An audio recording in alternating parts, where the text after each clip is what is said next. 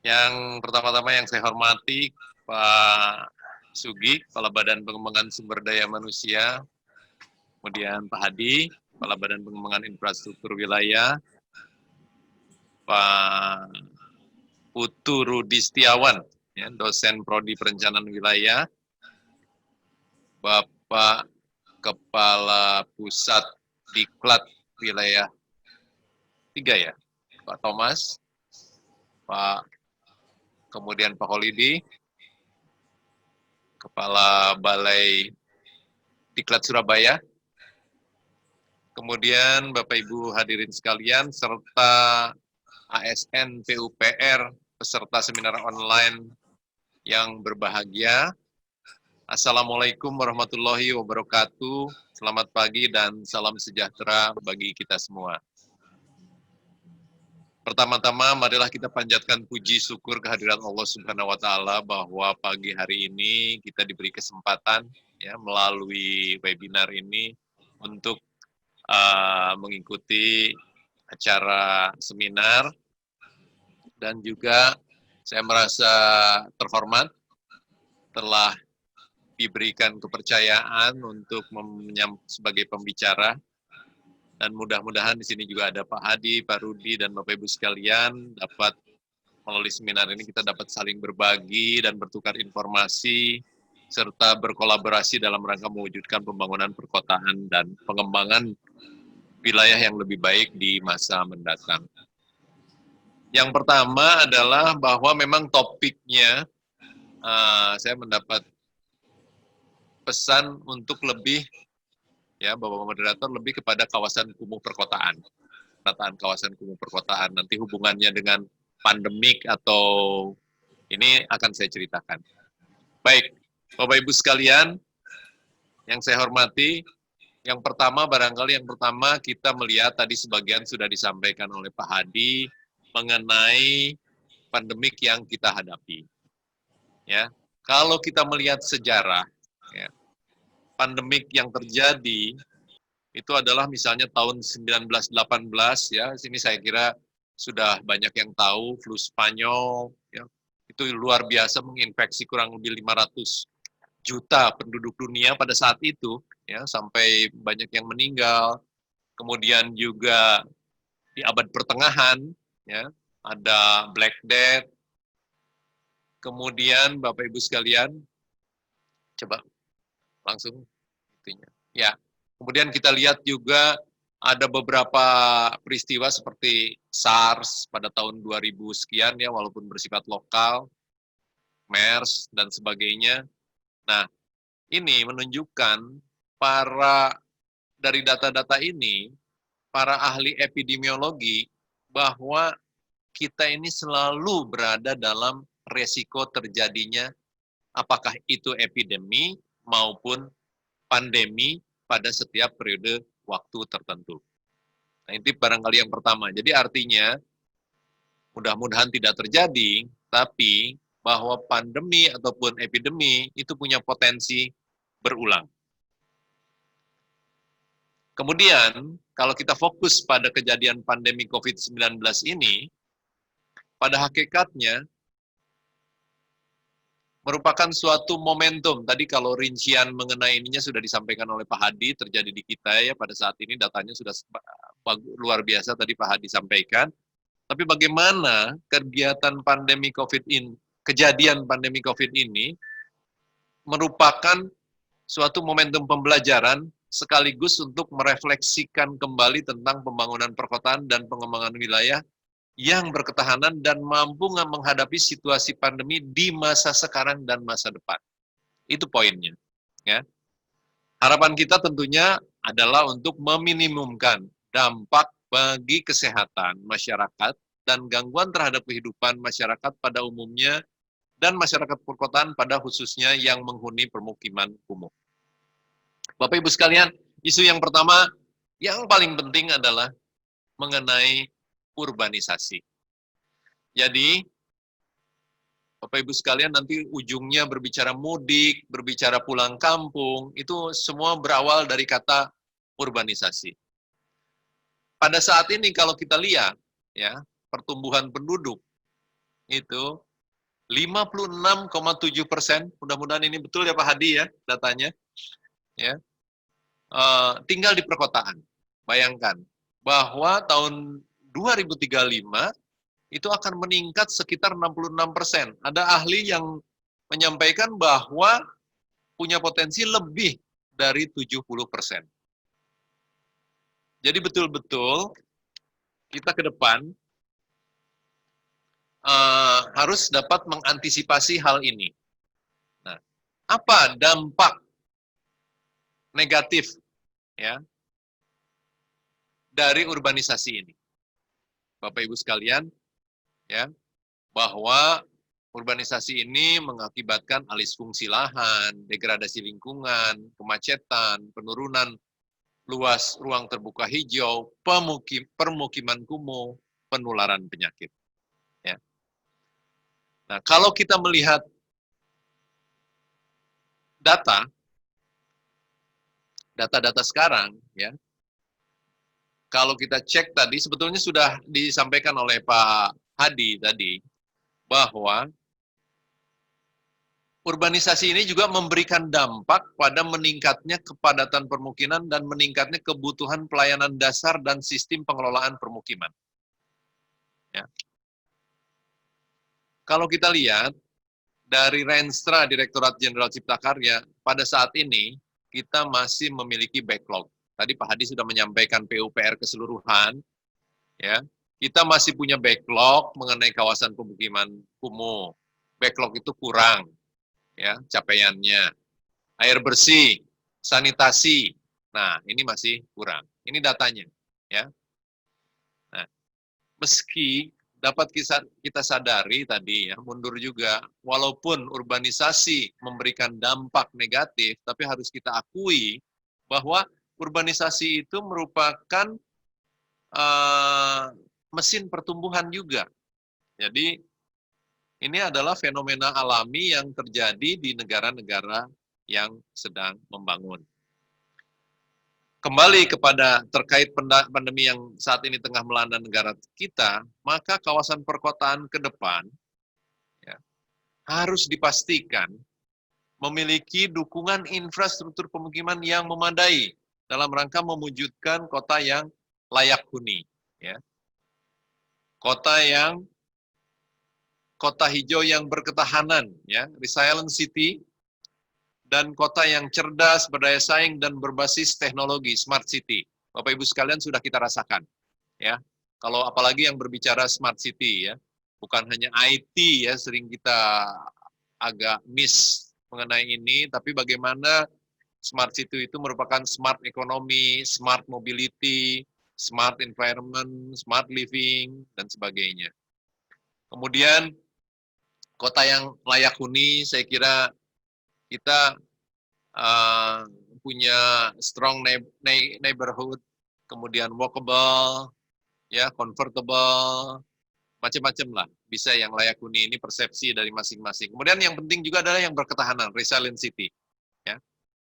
Nah, Bapak Ibu sekalian, kota sebagai bagian dari kawasan pemukiman harus mempunyai kemampuan untuk menahan tekanan atau shock yang diakibatkan oleh kejadian bencana, baik bersifat alam maupun non-alam, termasuk kejadian wabah penyakit ini. Jadi, kalau sekarang kita ditanya, mana yang harus kuat?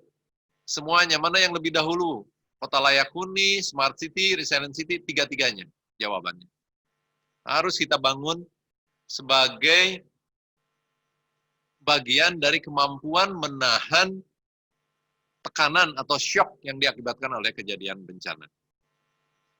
Nah, Bapak Ibu sekalian yang saya hormati, ada pembelajaran.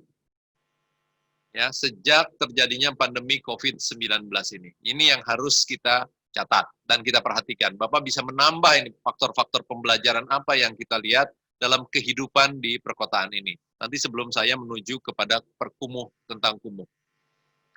Nomor satu, yang kita rasakan, bahwa kebutuhan fasilitas medis, ya, sarana dan prasarana sebagai bagian dari pelayanan perkotaan harus tersedia sesuai dengan standar kesehatan. Ya kan, Bapak Ibu saya kira sepakat ya. Kemudian kita lihat ya, bahwa kepadatan penduduk itu memerlukan suatu pengaturan, pengendalian, ya, karena potensi penyebaran virus corona akan tinggi di kota dengan densitas penduduk yang tinggi, ya. Jadi crowd banyak dan sebagainya. 3, kita perhatikan juga pentingnya penyediaan transportasi publik yang baik, yang mampu menjamin aspek keamanan, keselamatan, kenyamanan, dan kesehatan. Ya. Keempat, kita juga menyadari bahwa ketersediaan ruang terbuka hijau ya untuk komunitas melaksanakan berbagai keperluan itu ternyata harus tersedia dengan cukup. Dan yang penting sekali, ya, penyediaan prasarana dan sarana dasar perkotaan harus berfungsi dengan handal. Kita rasakan dalam masa pandemik ini ketersediaan air bersih ya dan sanitasi menjadi vital dalam rangka penerapan pola hidup bersih dan sehat. Ya. Kemudian kita rasakan tadi ya, walaupun saya katakan sudah mengenai smart city, pendekatan kota cerdas, berdaya saing dan berbasis teknologi dalam pembangunan perkotaan dan kewilayahan di masa pandemi COVID ini dapat menjadi sebuah opsi untuk mencegah penyebaran COVID-19 seperti penggunaan infrastruktur informasi teknologi informasi yang dapat menjadi terobosan. Ini contohnya yang kita lakukan hari ini melalui webinar ini. Dan kita juga melihat bahwa kesadaran masyarakat akan kesehatan lingkungan ini perlu kita bangun juga. Ya, kesadaran masyarakat akan kesehatan lingkungan, kemudian pentingnya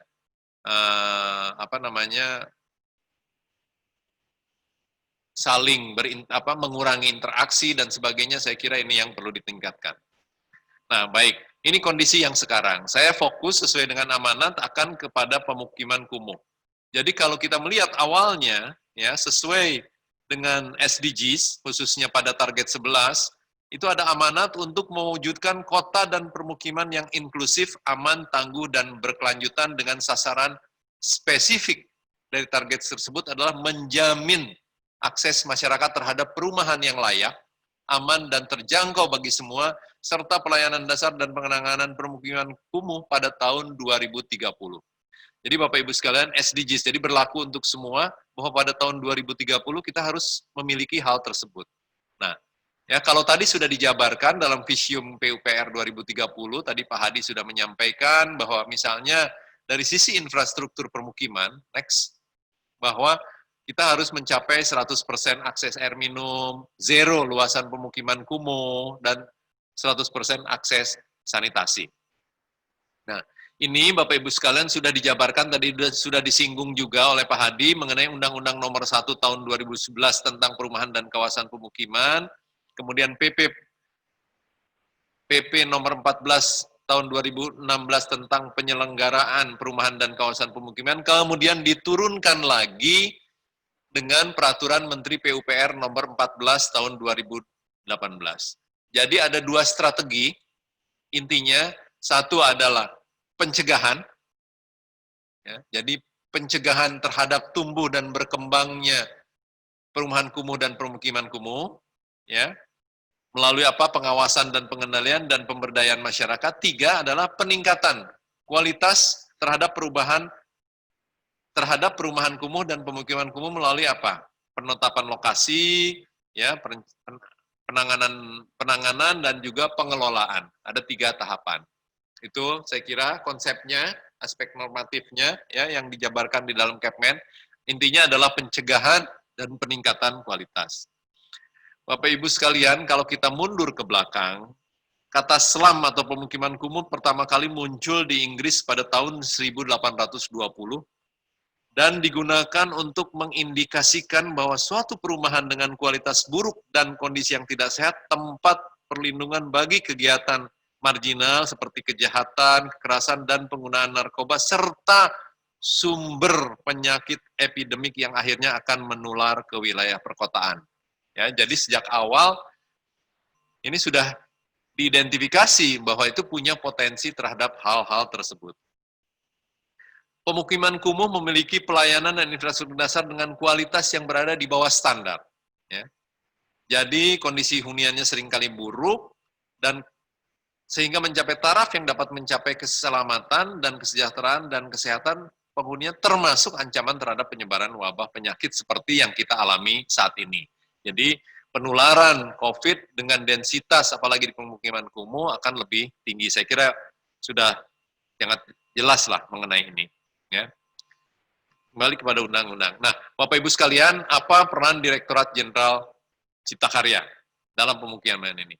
Pertama, Direktorat Jenderal Cipta Karya sudah menyiapkan SPM, ya, dengan standar pelayanan minimal ya untuk sarana dan prasarana pemukiman dan karakteristik pemukiman yang meliputi penyediaan air minum, pembangunan jalan lingkungan (MAX), ya, drainase lingkungan serta peningkatan akses sanitasi yang layak bagi masyarakat. Ya. Kemudian Dirjen Cipta Karya juga, Dirjen Cipta Karya melaksanakan penanganan pemukiman kumuh. Jadi di samping tadi SPM juga melaksanakan melalui program infrastruktur berbasis masyarakat dengan program Kota Tanpa Kumuh, Kotaku, yang telah menjangkau 34 provinsi, 269 kabupaten, 11.000 kelurahan, dan berkontribusi terhadap penanganan pemukiman seluas lebih dari 23.000 hektar. Bapak Ibu sekalian, program Kotaku menggunakan platform kolaborasi dengan memposisikan pemerintah daerah sebagai nahkoda atau pelaku utama kegiatan, peran masyarakat melalui badan lembaga kesemberdayaan masyarakat, dan program Kotaku adalah melaksanakan penanganan kumuh skala lingkungan dan mendorong perubahan sikap dan perilaku hidup bersih dan sehat. Nah, melalui program Kotaku ini diharapkan dapat meningkatkan akses terhadap infrastruktur, meningkatkan kesejahteraan masyarakat berpenghasilan rendah melalui penyediaan infrastruktur, dan tentunya pada gilirannya akan memiliki kualitas hidup yang baik dan ketahanan terhadap wabah penyakit termasuk pandemi COVID-19 ini. Bapak Ibu sekalian, ya tadi sudah saya jelaskan ada tahap persiapan yang sedang kita jalankan dalam rangka COVID ini, juga tahap perencanaan semua kita lakukan work from home, dan kemudian tahap pelaksanaan tadi sudah disampaikan oleh Pak Hadi, termasuk juga kegiatan ini kita mematuhi protokol pencegahan COVID-19 yang mengacu kepada instruksi Menteri PUPR nomor 2 tadi saya kira sudah dijelaskan, saya tidak akan menjelaskan lagi. Tapi yang ingin saya tekankan yaitu pemukiman kumuh sangat identik dengan pemukiman yang padat dan tidak sehat, sehingga sangat rentan terhadap penularan penyakit bagi masyarakat penghuninya.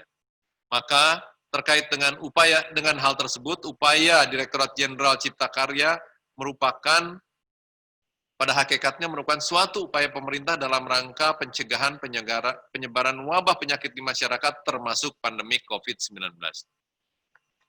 Bapak Ibu sekalian, banyak hal yang sudah kita lakukan ya pada saat apa yang akan dilaksanakan oleh Direktorat Jenderal Cipta Karya, tapi sebagian sudah disampaikan oleh Pak Hadi tadi ya dalam rangka penanggulangan pandemik ini kita membangun rumah sakit ya di Pulau Galang dan di beberapa tempat yang lain tadi sudah disebutkan. Kemudian juga tadi dari sisi ekonomi sudah disebutkan oleh Pak Hadi. Jadi Direktorat Jenderal Cipta Karya melakukan padat karya tunai, bukan hanya Kotaku, tapi melalui program PISU, ya, Pamsimas, Sanimas, dan juga TPS 3R. Kemudian juga, kalau kita lihat tadi aspek ekonomi, bahwa kita juga harus tetap membangun infrastruktur, salah satu yang menjadi fokus dari Direktorat Jenderal Cipta Karya adalah mendorong atau menyiapkan pengembangan infrastruktur wisata di 10 lokasi kawasan strategis pariwisata nasional, di mana pada 2020 dan 2021 ini kita fokus pada 2020 ini kita fokus di 5 destinasi wisata, yaitu di Danau Toba, di Sulawesi Utara, kemudian di Mandalika, kemudian juga di Labuan Bajo, dan juga di Jogja di Borobudur. Bapak Ibu sekalian, itu yang kita harapkan ya, karena kawasan strategis pariwisata nasional ini tadi sudah disebutkan oleh Pak Hadi bahwa dapat membantu akselerasi meningkatkan kondisi perekonomian. Ya. Jadi jutaan turis yang kita harapkan dari luar dan dalam negeri, dan kita harapkan nanti akan menghasilkan devisa yang cukup besar di tahun 2024. Bapak Ibu sekalian, yang paling penting sekali adalah bahwa kompleksitas dalam mengatasi permasalahan pemukiman itu pengalaman menunjukkan sangat kompleks. Sehingga apa kuncinya? Kunci suksesnya itu kolaborasi antar stakeholder, ya, baik dari pemerintah pusat, daerah, swasta maupun masyarakat. Ya. Kemudian upaya pengentasan pemukiman kumuh perlu dilakukan dengan pendekatan keterpaduan lingkungan, sosial, ekonomi, juga melalui hal-hal lain. Jadi di samping infrastruktur harus didukung dengan pemberdayaan sosial dan pemberdayaan ekonomi bagi masyarakatnya. Ini saya kira konsepnya sinergisitas, tadi saya sebutkan kolaborasi, dan juga pendekatan yang komprehensif lingkungan, sosial, dan ekonomi. Bapak Ibu sekalian, kira-kira karena waktunya terbatas demikian, mudah-mudahan saya bisa memenuhi waktu, ya. Dan sebagai penutup saya sampaikan bahwa upaya yang dilakukan tidak akan berjalan dengan optimal tanpa dukungan dan komitmen dari semua pihak termasuk masyarakat. Kita catat juga peran masyarakat merupakan modal sosial yang sangat kuat untuk mengentaskan pemukiman kumuh termasuk dalam mengatasi wabah pandemi COVID-19. Ini saya garis bawahi ya, bukan hanya dalam pengentasan pemukiman kumuh peran masyarakat, karena juga kesadaran masyarakatnya yang merupakan modal sosial untuk mengatasi wabah pandemi ini. Kemudian komitmen kita ya, bahwa juga di samping menyediakan infrastruktur, dapat juga memberdayakan masyarakat agar memiliki ketahanan yang kuat terhadap bencana, baik bencana alam maupun bencana non-alam. Terima kasih. Sekali lagi saya mengucapkan atas perhatian Bapak Ibu sekalian, mudah-mudahan apa yang saya sampaikan dapat memberikan kontribusi dan wawasan pemikiran bagi para peserta seminar kali ini. Terima kasih. Wassalamualaikum warahmatullahi wabarakatuh. Waalaikumsalam warahmatullahi wabarakatuh. Terima kasih Pak Denis. Sebuah deskriptif yang menarik yang terkait dengan pemukiman kumuh perkotaan dengan pandemik, di mana ada beberapa penantangan yang tadi telah disampaikan oleh Pak Denis. Ini juga bisa menjadi bahan bagi kami untuk bisa kita kaji lebih dalam proses berikutnya.